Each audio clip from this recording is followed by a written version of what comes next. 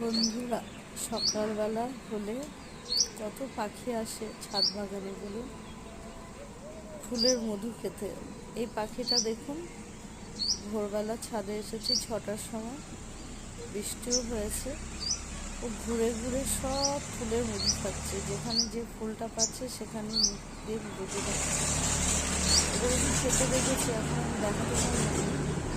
ঠোঁটটা খুব লম্বা হয়, জিভটাও খুব লম্বা হয়, জিভ বার করে মধুটা খায়। আর পাখিগুলো কালার সবুজ আবার নীলও হয়, নামটা ভুলে গেছি কি নাম, কিন্তু দেখতে খুবই সুন্দর। আগের দিন 3-4টে এসেছিলো, আজকে একটাকেই দেখতে পাচ্ছি, অন্যটা হয়তো দূরে আছে। খুব ভালো লাগে না দেখতে?